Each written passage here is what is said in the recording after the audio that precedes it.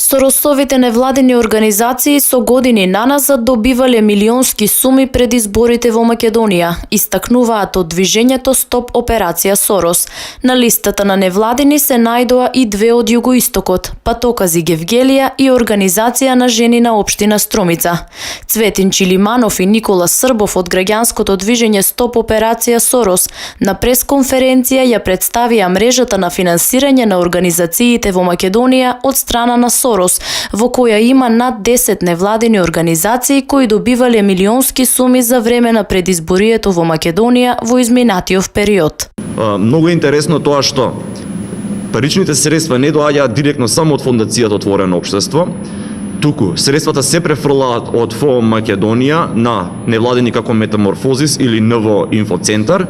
За подоцна овие поголеми 3-4 невладини организации или како што е Хелсиншки комитет да ги пренасочуваат парите кон овие помалите организации низ целата територија на Република Македонија.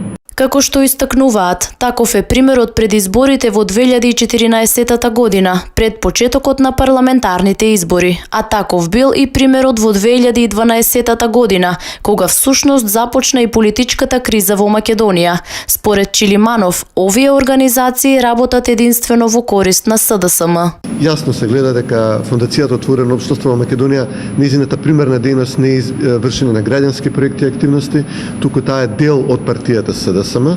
Таа отвора локални партиски клубови на партијата СДСМ. Некои од организациите што се представени тука действуваат централно во одредени области, значи на ниво на цела држава, наметнуваат одредени политики и ставови на ниво на цела држава, секогаш се исклучува поддршка на партијата СДСМ. Двете невладини од југоистокот кои се најдоа на овој список, Патокази Гевгелија и Организација на жени од Струмица, испратија демант и побараа извинување за клеветите од движењето Стоп операција Сорос.